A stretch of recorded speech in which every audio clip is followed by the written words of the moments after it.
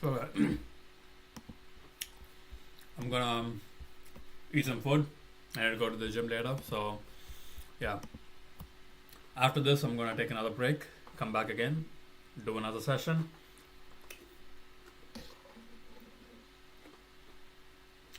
Before I forget.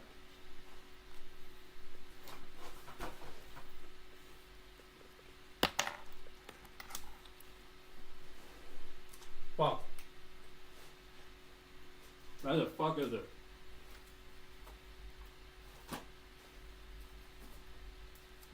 Got the shit. Write down what I need to learn while I'm on the walk to the gym. I'm gonna be learning. I wish I had like a bigger desk, low key. It's like everything is like crammed in.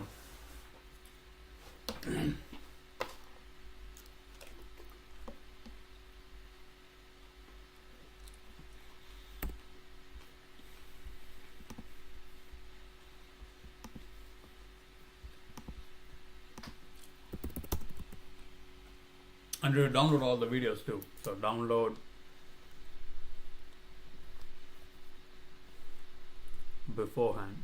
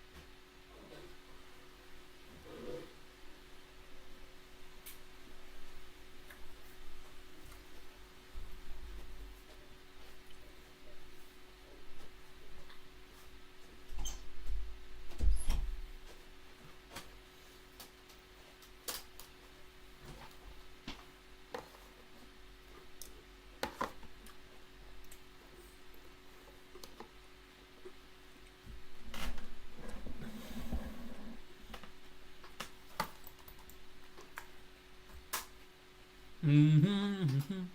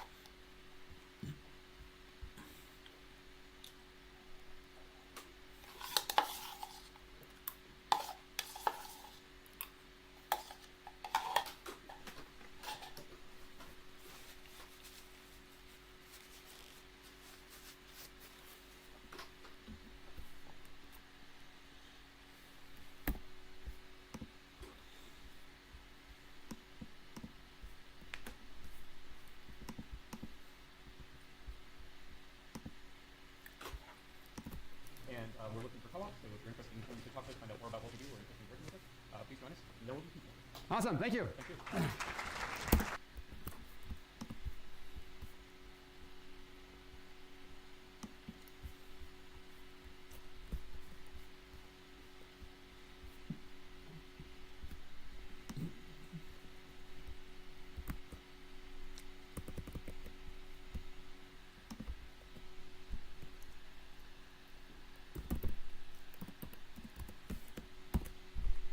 We have TensorFlow Keras model, TensorFlow Keras layer,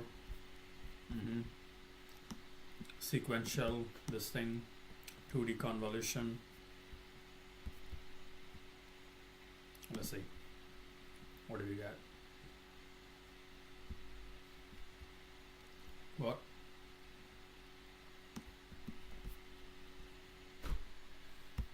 Should have downloaded.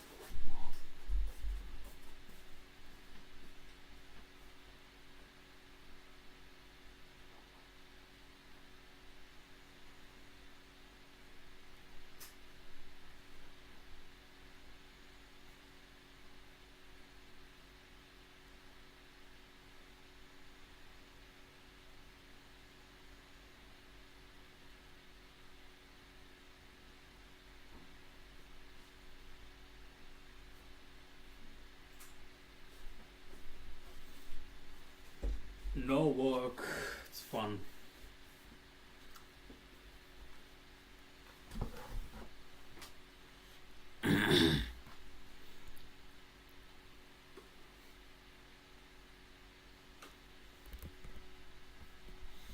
It's not even like needed right now. So what am I looking at?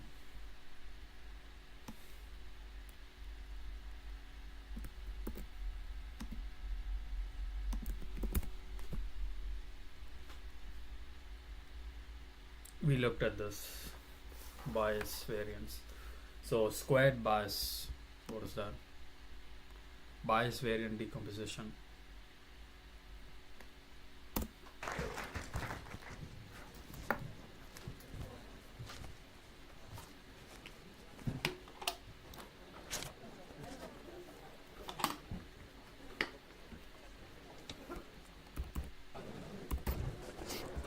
In machine learning. So, there's two reasons you should really pay attention today. Why? Because it is super important and it will transform the way you think about data science. So if you understand today's topic, it's the bias variance trade-off. It's what I would usually have as part of the midterm, the last lecture midterm. Because it's snow day, we didn't get around to it. The bias variance trade-off is what distinguishes like children from adults. Right?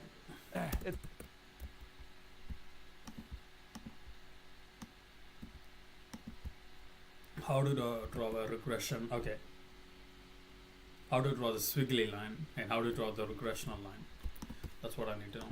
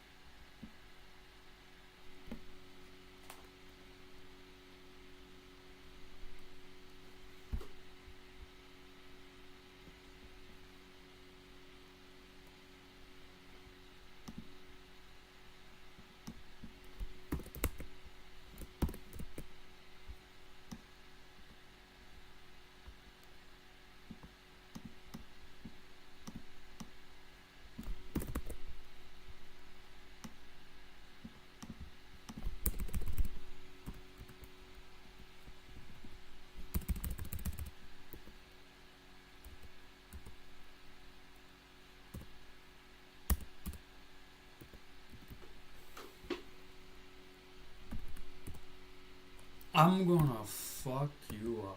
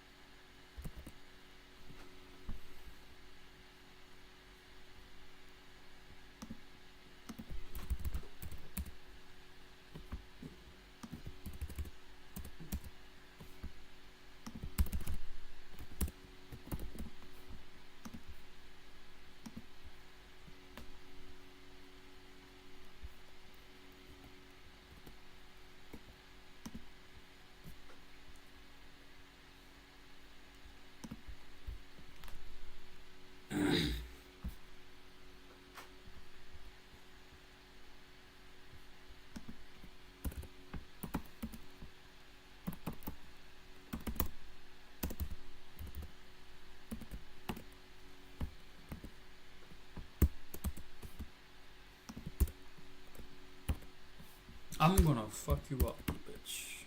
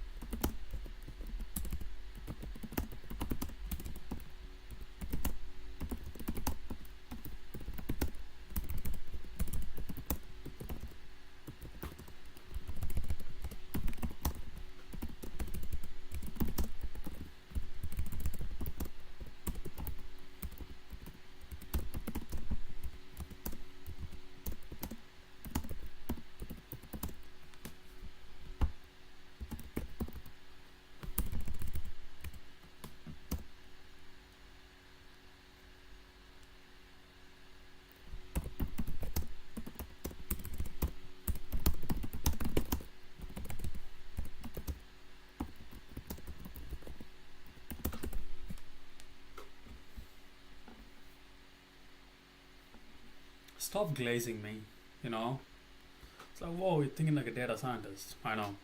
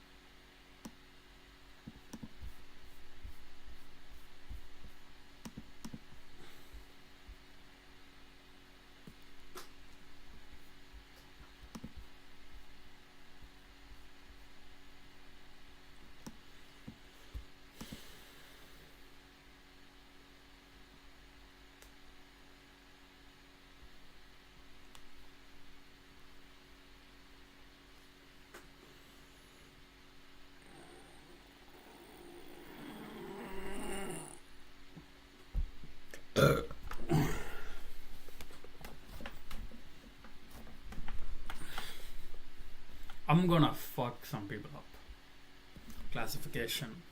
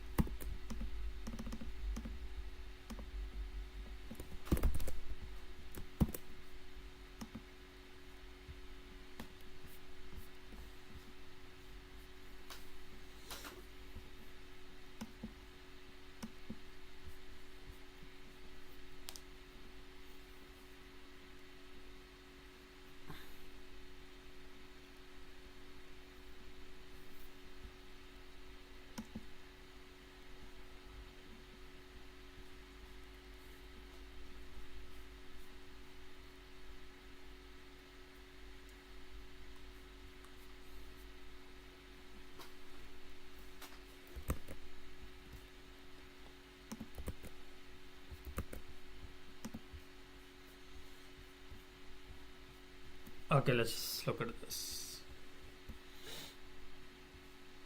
The U-shape observed in the test curves turns out to be a result of two competing properties of statistical learning methods. Figure 1 details are in Figure 1 using different f that is far from linear in the setting. Regression is very poor fit to the data. Yeah, it's really not really doing anything good. Though the mathematical proof is beyond the scope of the book, it's possible to show that the test MSC for the given value XO can be always decomposed into sum of three fundamental quantitative variants of this thing, the squared basis of whatever, okay? The terms, that is this big equation. Here's the notation.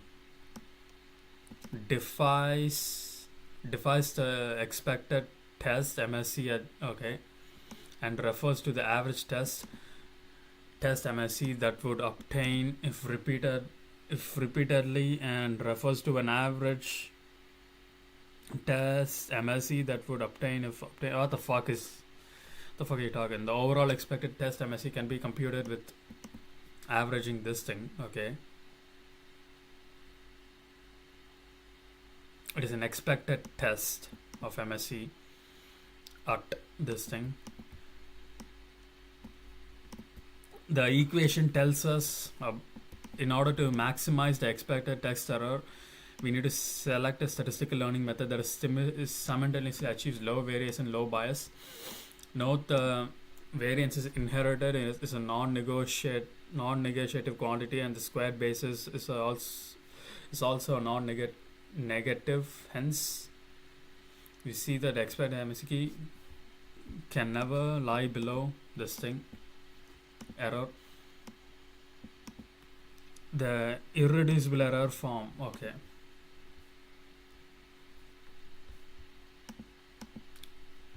Yeah, it's squared because it doesn't give off any negative value. That's why it's squared.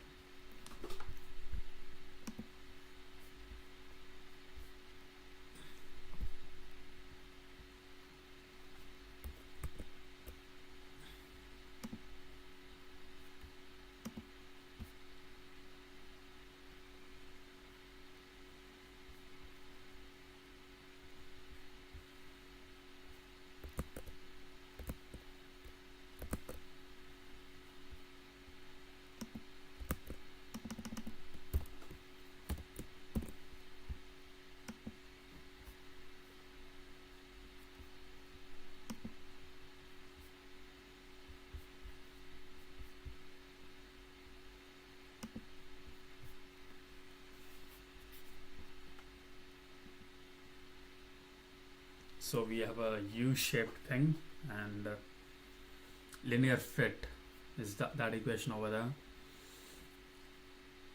And what can I do with that? What can I do with that information, brother?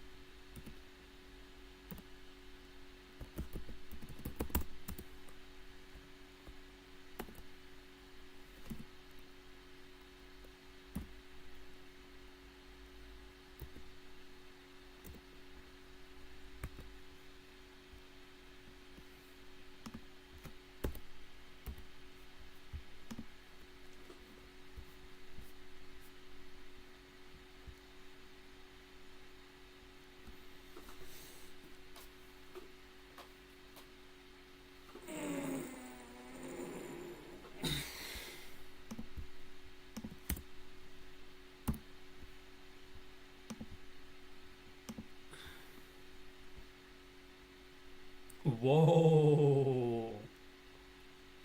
It's just a straight line, isn't it?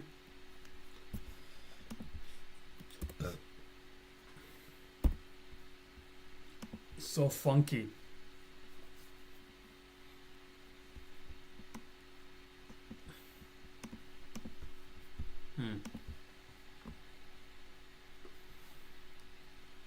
However, okay, what do we need by variance and bias of statistical learning?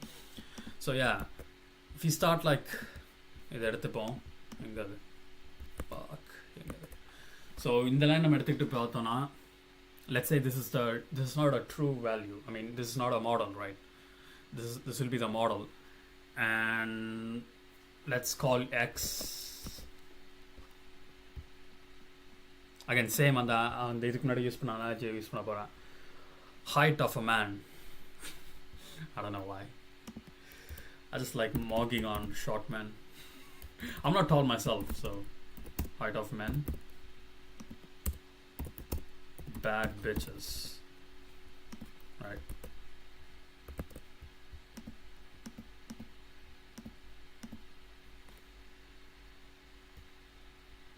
So yeah, we have height of men and bad bitches.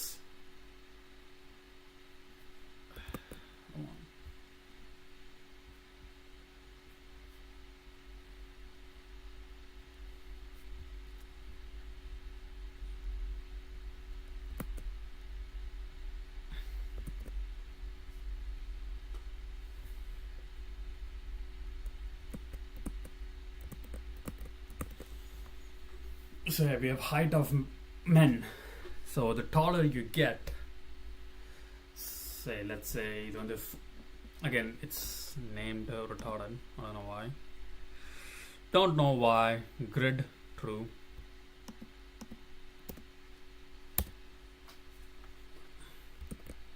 Let's just like pretend this is okay. This is like 5'7" to 6'7". So the taller you get, okay, the taller you get. இது வந்து 5'7", இது வந்து 6'7", okay? After 6'7", they don't exist. Men don't exist, okay? I mean,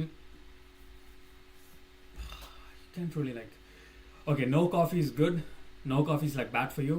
This is like how bad. And some coffee is like really good. This could be like an inverted U shape too, so it doesn't have to follow this trend. So let's say no coffee, bad for you. Little coffee, good for you. More coffee, really bad for you. So let's say I input. So what do I input? Like, let's say I took this much coffee, right? If I got like 10.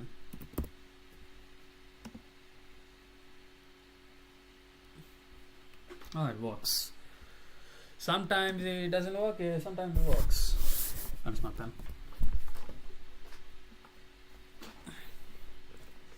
என்னோட பெண்ணுங்க fuck.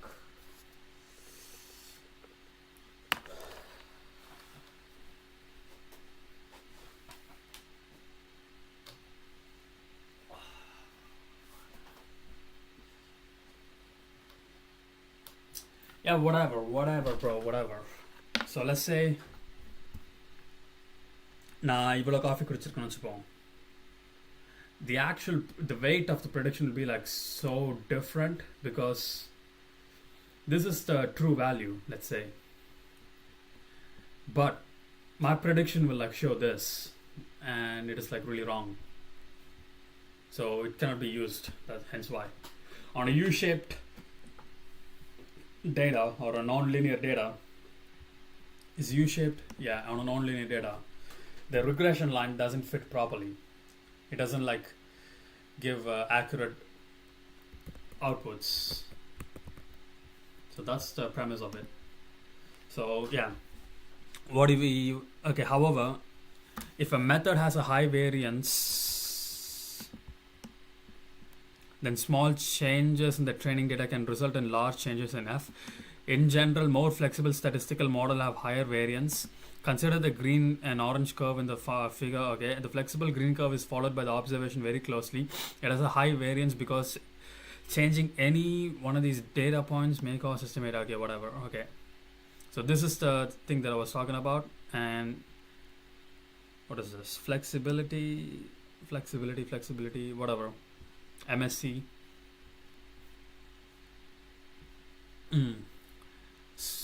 So what is this? The squared bias. It has. What is this? What is the y-axis?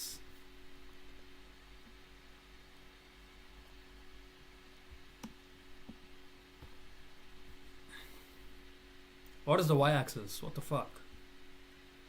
Oh, I think it's the y-axis. Couldn't be that.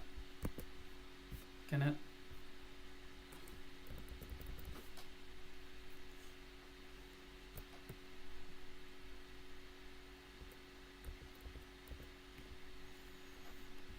So let's run this shit.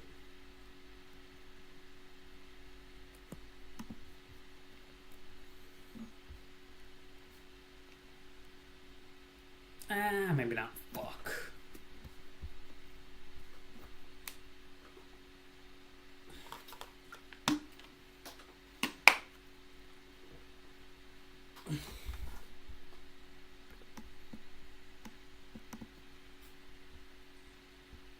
As a general rule, as we use more flexible method, the variance will increase and the basis will decrease. What the fuck am I looking at?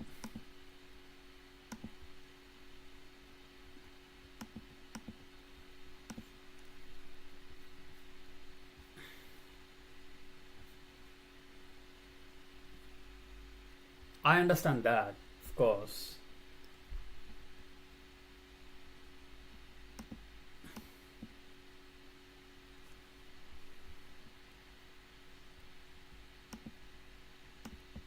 Okay.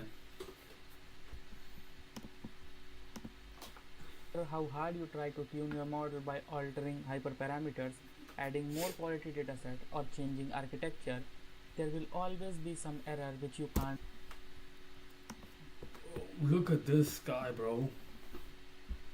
With an Indian accent teaching you and shit. Like, it's done. When you hear that shit, it's like done. Bro, what the fuck?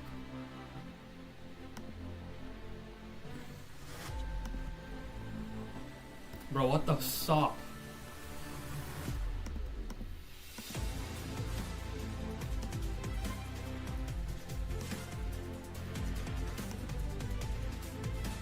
There is no point.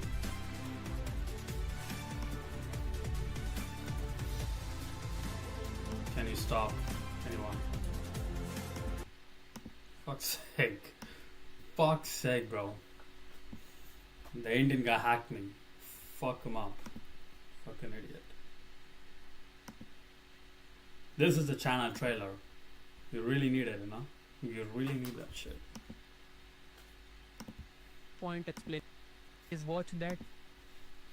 For example, a third patient. We know input will pass through layer. Put the model in eval mode. Function for image like processing. Now get the height and width of the image and remove the first two dimensions from the attention.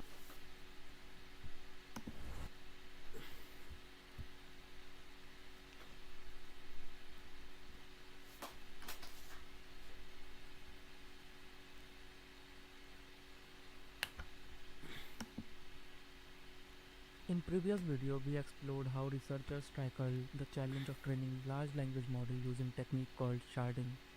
We also calculated the memory requirement for those models using GPT-2 as an example. Though GPT-2 is now 5 years old, it still requires enormous amount of memory and we know exactly how much. But this naturally leads us an equally important question. How many operations per second are required to train these LLMs? In this video, we'll see what are flops and how it is responsible for the rate of training machine learning models. Operations per second, commonly known as flops or floating, get this to take one operations divided by the computation capability of A100 and will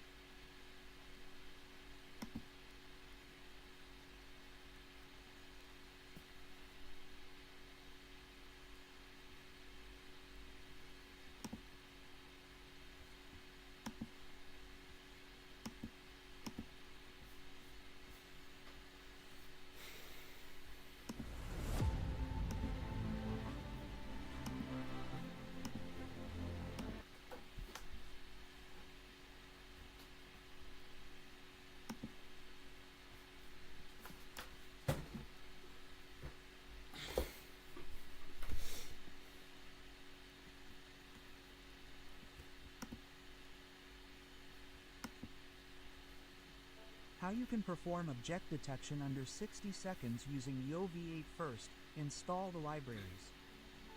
Now import OpenCV Supervision and UltraTix for using Yo. Now read your video, load the Yo V8's model and load the box annotator to draw the bounding boxes. Now iterate over each frame of your video until the stream is open. Read the frame and put the frame for model inference.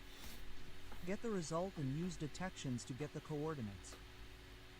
Choose your confidence score and get the label names from the class IDs. Now draw the bounding boxes across your predictions and use the IMShow function to show the frame in real time. And when the video frame is completed, release the video and destroy the window. And now hit run. Stay tuned for more effective shots.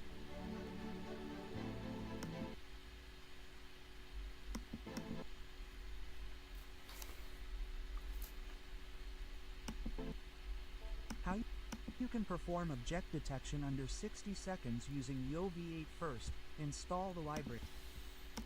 Bro, this is like easy shit. Who cares?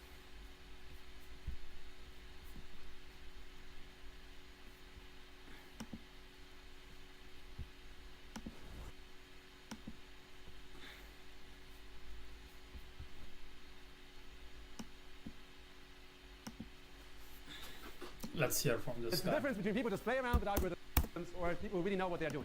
So please pay attention today. The next couple of weeks will all be viewed from the lens of the bias variance trade-off. If I succeed, it will shape the way you think about machine learning and data science. The other reason, more practical reason why you should pay attention is because you're rolling out the next project in a couple of days, and we will only give you 1 week because we don't want you to do it over spring break. So I don't want to ruin your spring break. But the project is all about today's lecture. So if you pay attention to today's, it's a really easy project if you know what you have to do.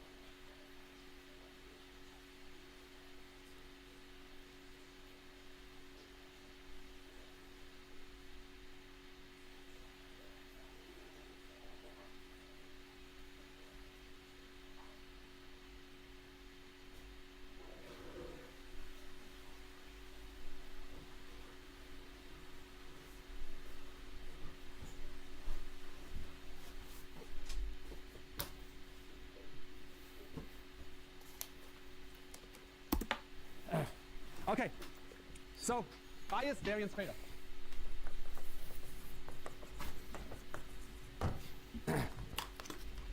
The big picture of the bias variance trade-off is that what we will look into today is the generalization error. So far, what we've done is we've always minimized the training error and basically hoped that what we do will lead to a low generalization error. Today we will look at the generalization error and decompose it and understand where it comes from. And if you understand that, then you're much, much more informed to actually make good decisions about how to get classifiers that generalize well. Okay, so the setup is the same as usual. We have our data points x1, xn, yn. And so just because it's easy, it holds generally what we're doing today, but the derivation is much easier if you do it in a regression setting. So what we're saying is yi is element of R. Okay, so we have a regression function. Let's say we want to predict house prices or something. All right, so the first thing is... For the first time, I'm able to follow what he said. That's cool. And today's going to be a little more theoretical, so you have to pay attention in order not to get lost. But it's well worth it. There we go. So fuck. These data points, x and y, are drawn from some distribution P. Right? So we have P of x, y. And how do we get this data set? You get this by drawing endpoints, IID from this distribution. Right? So that's basically the assumption. That's what all of machine learning hinges on. Right? So that's for example, you take n emails or something, and your distribution is the distribution of incoming emails. Right? So those are basically the emails in your inbox. Okay. And we would like, given x, we'd like to predict y. Now, one thing is important, is that for a given vector x, there may not be a unique y. Right? So for example, x may describe a house, right? And so the features could be what the square footage is, how many bedrooms you have, and I don't know how many stores it has, or whatever, right? Let's say you have 10 features of this house. Well, it could be an identical house, a different house that has identical features, right? That gets sold for a different price, right? So for a certain x, we always have a distribution over y, right? So that's basically just if you defactor this, you can just say this is P of y given x, with x. Right, and this here, basically for a certain x, what's the probability of y?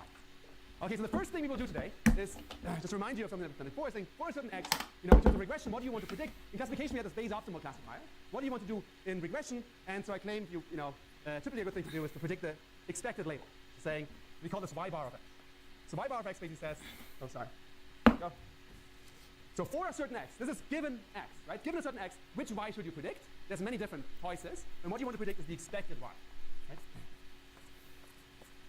And so it's just the integral of all possible y's times the probability of seeing that y with an x. So, brother, nah. Probability? Nah, brother. Chill out. Chill out, man. Chill out loud. Relax, chill out loud. Chill out loud. Okay.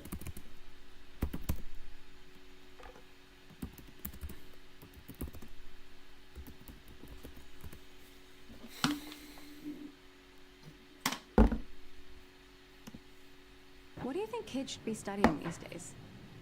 Resilience, adaptability, a high rate of learning, creativity, certainly familiarity with the tools. Mm-hmm. So should kids still be learning how to code? Because I've heard people say, don't need to learn how to code anymore. Just math, just biology.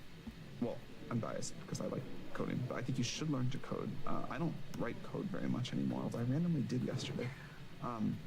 But learning to code was great as a way to learn how to think. And I think coding will still be important in the future. It's just going to change a little bit or a lot. We have a new tool. What do you think kids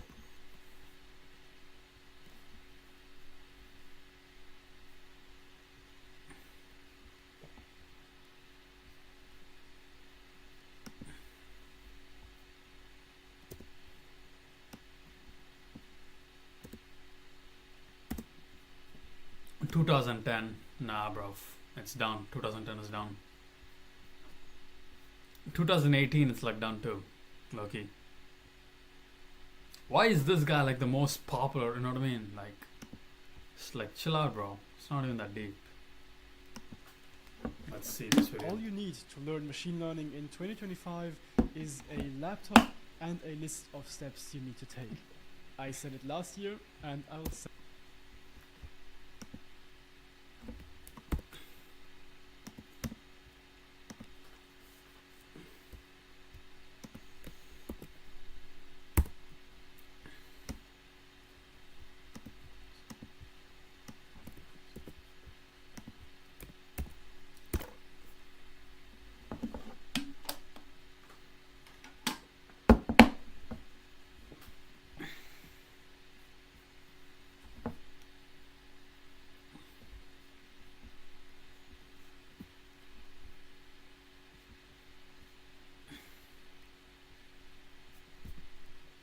Bro, these people don't know anything, man. Open course.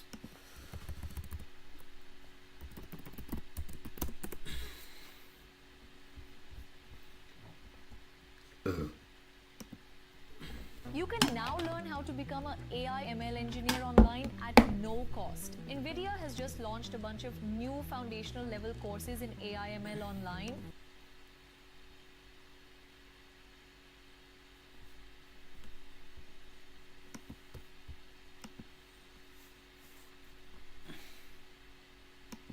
How can someone learn AI from Stanford and Harvard for free? Harvard and Stanford offer 5 free courses: AI for everyone, Introduction to AI with Python, Natural Language Processing using Deep Learning, Introduction to Deep Learning, Machine Learning and Data Science. How can someone learn AI from Stanford and Harvard for free? Harvard and Stanford. I don't have bro, college course. Give me a fucking playlist. What the fuck? I want to cross-reference something. Playlist, please. Wasting time over here. Precious time. Should I like learn with this guy? Bro, why are you looking like that, man? It's like no disrespect, like what the fuck? I know I'm chopped, but it's like, come on, man. Step it up. This is 6 years ago. Isn't that crazy? Brother, it's like done. What are we doing here? What are we? This is so retarded. What are we doing here?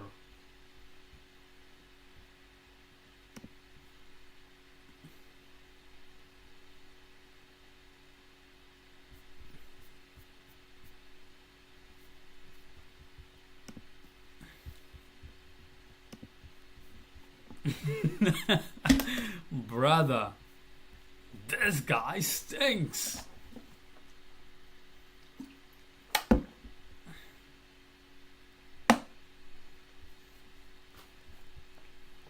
I'm just gonna stick with my math right now. Probability. Did linear algebra. Did probability. I mean, statistics.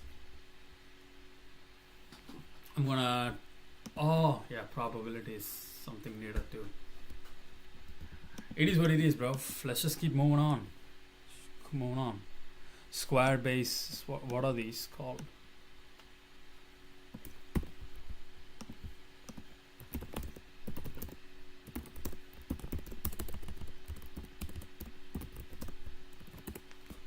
I don't like doing math sums.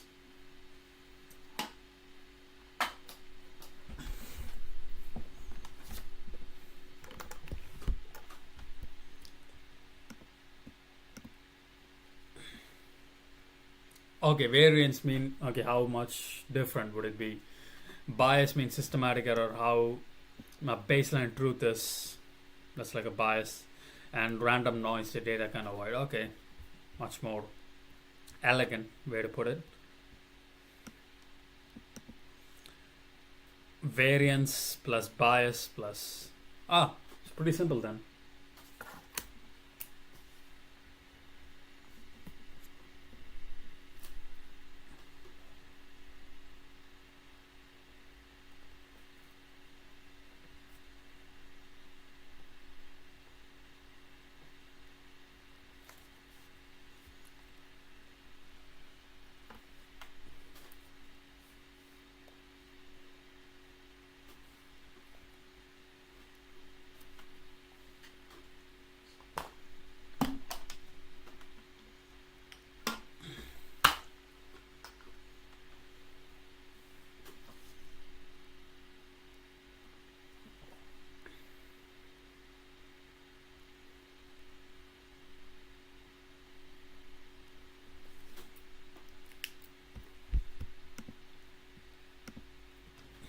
Let me just explain this one more time. So given a certain x, which y do you want to predict? It's ambiguous, right? You could have a feature vector that describes a house, and sometimes it's maybe worth $50,000, sometimes $70,000, who knows, right? And so, a reasonable thing to say is what you want to predict is, the label that I would expect, right? So if I would draw basically infinitely many houses, on average, I would get the following, the following value, which is also another way of saying I just integrate out all possible y's and weigh them by the probability that I see this y given x. Okay? Any questions at this point?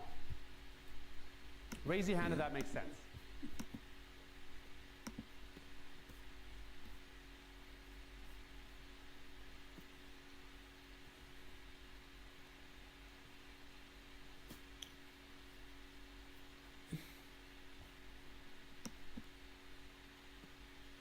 Oh, it's the actual book. What the fuck? But for It's the actual book. Fuck's sake. Why didn't I know this? Fucking hell. Thank you. Thank you.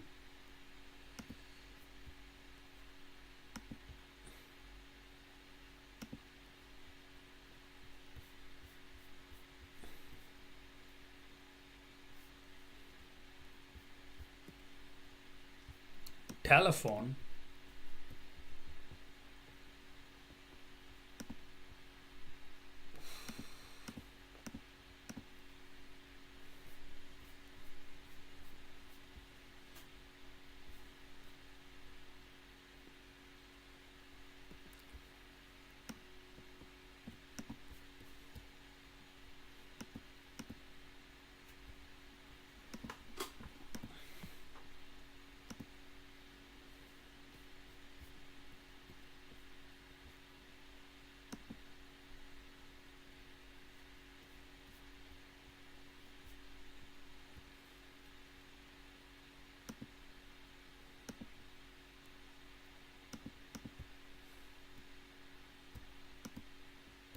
Fucking hell.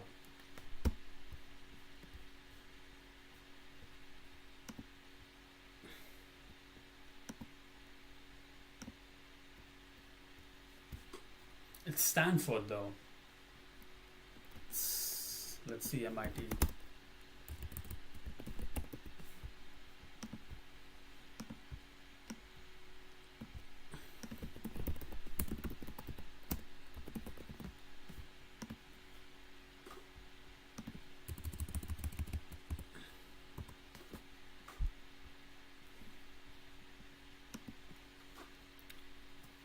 Why didn't Hi, I'm Trevor.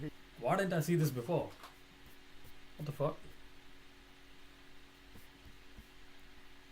Brother. Our next topic is the fall. This is low-key.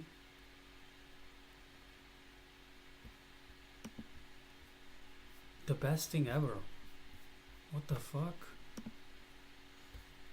Who the fuck is that guy? Yeah?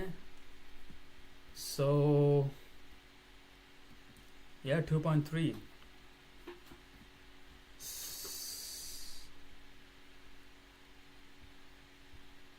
Yeah.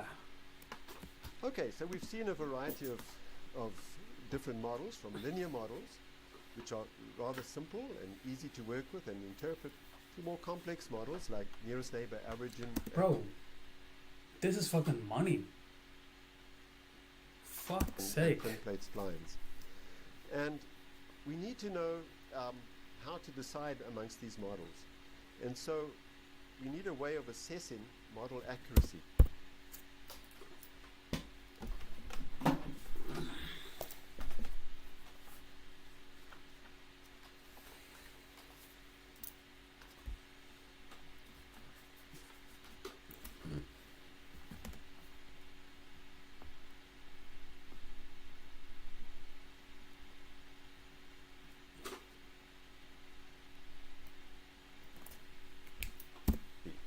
And when is a model adequate, and when may we improve it? Okay, so suppose we have a model f hat of x that's been fit to some training data, and we will denote the training data by TR, and that consists of n data pairs xi, yi. And remember, xi, the notation now xi means the ith observation, and x may be a vector, so it may have a bunch of components. Yi is typically a single y, a scalar. And we want to see how well this model performs. Well, we could compute the average squared prediction error over the training data. So that means we take our y, the observed y, we subtract from it f hat of x, we square the difference to get rid of the sign. This is in training data. Average those over all the training data. Well, as you may imagine, this may be biased towards more overfit models. Right? We saw with that thin plate spline, we could fit the training data exactly. We could make this mean squared error subtrain, we could make it 0. Instead, we should, if possible, compute it using a fresh test data set, which we'll call TE. So that's an additional, say, m data pairs xi, yi, different from the training set. And then we compute the similar quantity. This is a test data set. Mean squared error sub TE. Okay? And that may be a better reflection of the performance of our model. Okay, so now I'm going to show you some examples. We got back to one-dimensional function fitting. In the left-hand panel, we see the black curve, which is actually simulated, so it's a generating curve. That's a true function that we want to estimate. The points are data points generated from that curve with error. And then we actually see, you have to look carefully in the plot, we see 3 different models fit to these data. There's the orange model, the blue model, and the green model. And they're ordered in complexity. The orange model is a linear model. The blue model is a more flexible model, maybe some kind of spline, one-dimensional version of the thin plate spline. And then the green one is a much more flexible version of that.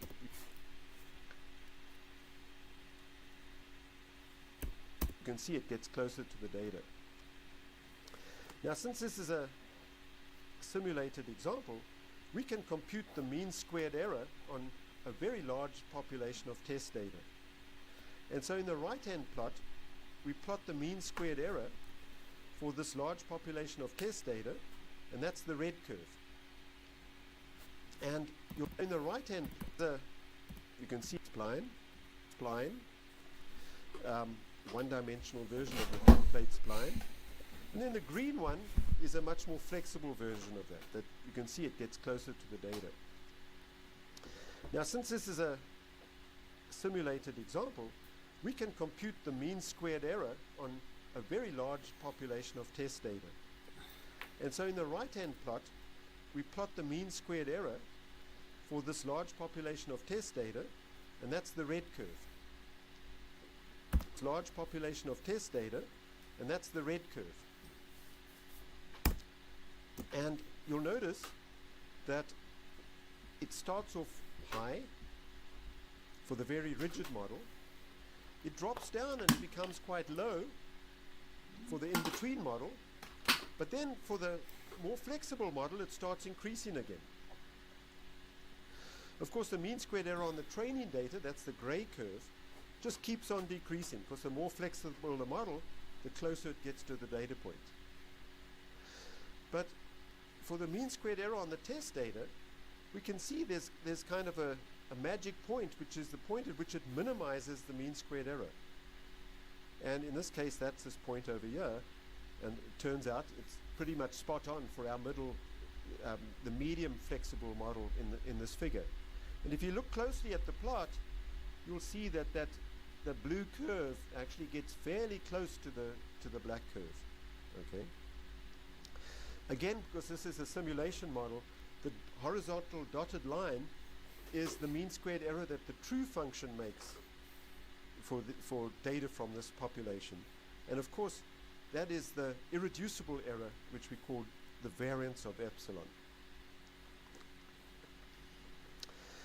Here's another example of the same kind, but here the true function is actually very smooth. Same setup. Well, now we see that the mean squared error, the linear model does pretty well. The best model is not much different from the linear model, And the wiggly one, of course, is overfitting again, and so it's making big prediction errors. The training error again keeps on going down. And finally, here's quite a wiggly true function on the left. The linear model does a really lousy job. The most flexible model does about the best. The blue model and the green model are pretty good, pretty close together in terms of the mean squared error on the test data. So I think this drums home the point. Again, the training mean squared error just keeps on going down. So this drums home the point that if we want to have a model that has good prediction error, and that's measured here in terms of mean squared prediction error on the test data, we'd like to be able to estimate this curve. And one way you can do that, the red curve, you can do that is to have a held out test data set that you can value the performance of your different models on the test data set. And we're going to talk about ways of doing this later on in the course.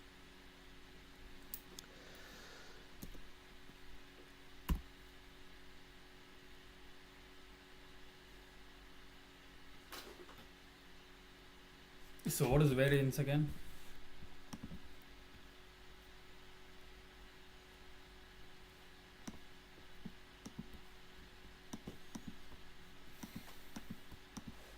Later on in the course. I want to tell you about one aspect of this, which is called a bias variance trade-off. So again, we've got a f hat of x, which is fit to the training data. And let's say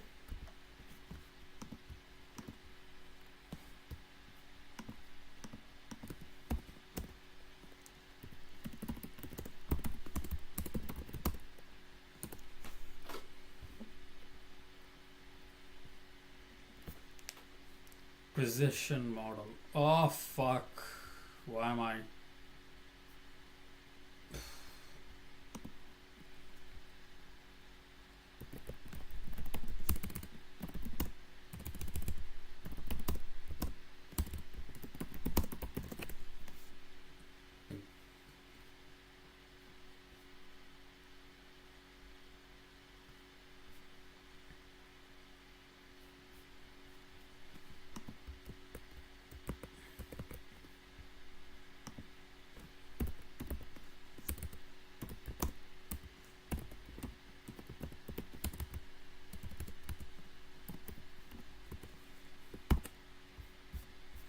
So we have numpy and we have the function, true function. This is a true function, and we have x, f of x. Okay, we have x, we have y is equal to f of x plus random whatever. We have one data set, and we have predictions, couple of prediction models. So how do we like find the true model? I don't get it.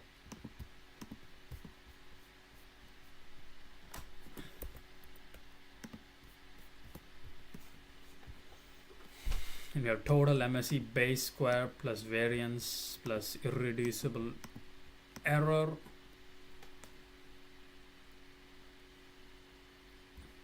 Irreducible error, why is it 1? Why is it 1? So anything like more than 1 gets categorized as an irreducible error? Is that what it is? Let's try.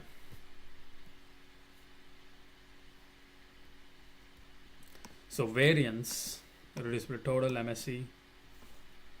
So let's go here.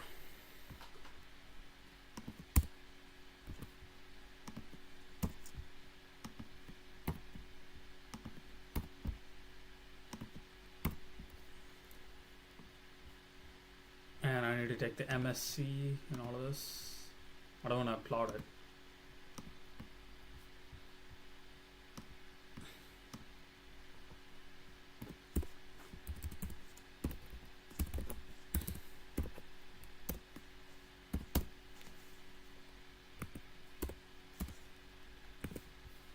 Let's see. Ooh, that's a big one.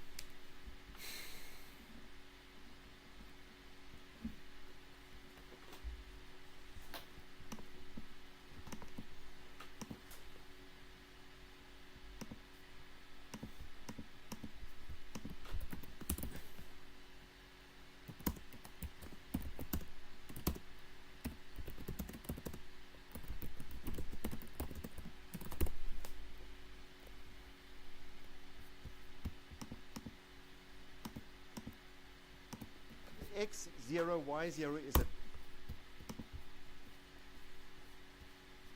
This is the fun stuff where should I skip number 3 and go to number yeah, I think I'm gonna do that. I'm gonna go directly to number 4, classification, resampling methods. I'm gonna do that.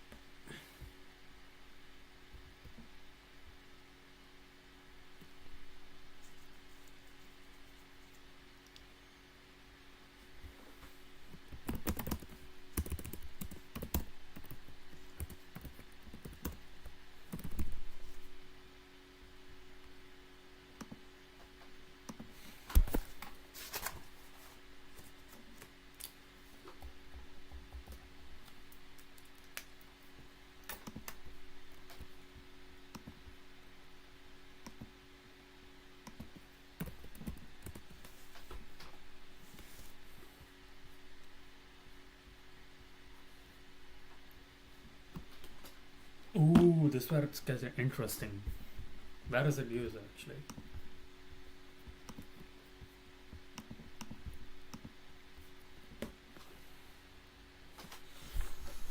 I'm gonna use it. I'm gonna use CNN and LSTM. I think that's it for the stream. I've been streaming